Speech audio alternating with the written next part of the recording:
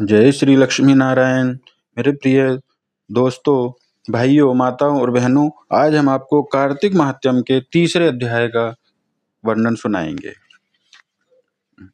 तो आइए तीसरे अध्याय की कथा सुनते हैं।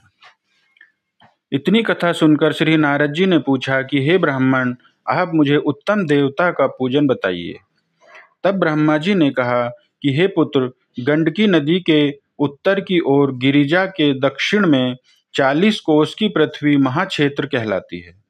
वहां पर ही शालिग्राम तथा गोमती चक्र होते हैं, जिनका चरणामृत लेने से मनुष्य मुक्ति को प्राप्त हो जाता है। अब चरणामृत लेने का मंत्र कहते हैं।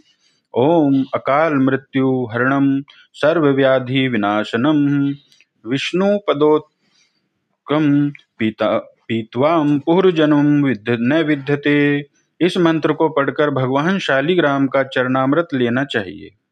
शंख में भरा हुआ वह भगवान पर चढ़ाया हुआ जल अंग में लगाने से सब प्रकार के रोग दूर हो जाते हैं और पाप भी नष्ट हो जाते हैं तथा मनुष्य मुक्ति को प्राप्त हो जाता है।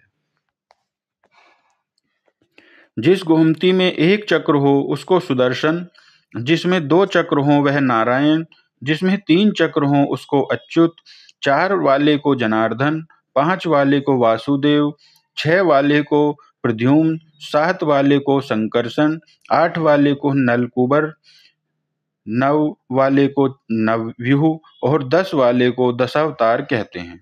जो मनुष्य भगवान का पूजन करता है वह अश्वमेव जीवन मुक्त हो जाता है, और जो भगवान को वीणा, वंशी और गान सुनाता है वह भी भगवान को प्राप्त हो जाता है। जो भगवान के आगे मृदंग बजाता है वह भगवान को अत्यंत प्रिय होता है।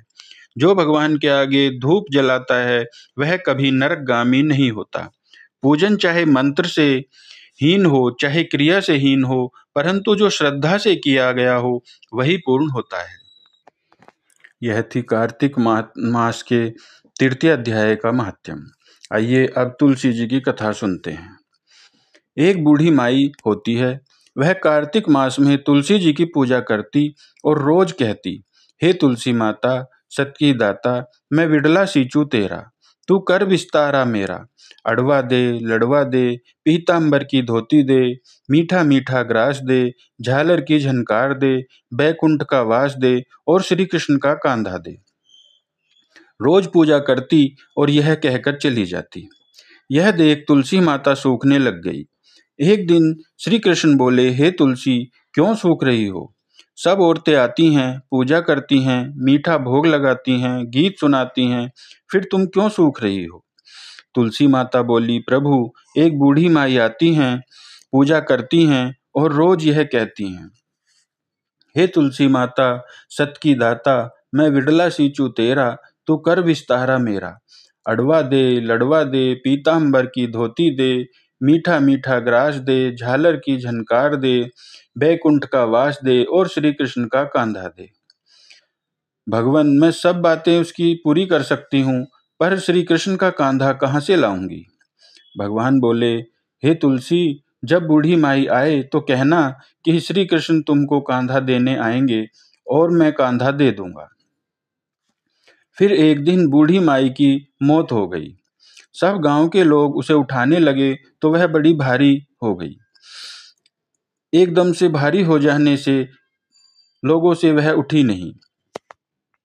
लोग कहने लगे, बुढ़िया तो बहुत पूजा पाठ करती थी। कुछ कहते पापन थी इसलिए भारी हो गई है। तब भगवान एक बालक का रूप लेकर आए और गांव वालों से बोले कि बूढ़ी माई के कान में मैं कुछ कहना चाहता हूँ। गांव वाले बोले कि भाई तुम भी बोल लो। भगवान बोले, बूढ़ी माई, मन की निकाल ले, सब कुछ ले, बैकुंठ का वास ले और ले श्री कृष्ण का कांधा भी ले ले। इतना सुनकर बूढ़ी माई हल्की हो गई और फिर उसे सब उठाकर ले गए। तो यह थी श्रीमद तुलसी माता की कथा और कार्तिक महात्यम के तीसरे अध्याय। तो दोस्तों, आपको बहुत बहुत शुभकामनाएं। और आपको कैसा लगता है हमारा ये चैनल? आप इसमें लाइक कीजिए, सब्सक्राइब कीजिए और कमेंट में जय श्री नारायण लिखिए। जय श्री लक्ष्मी नारायण। जय माता दी।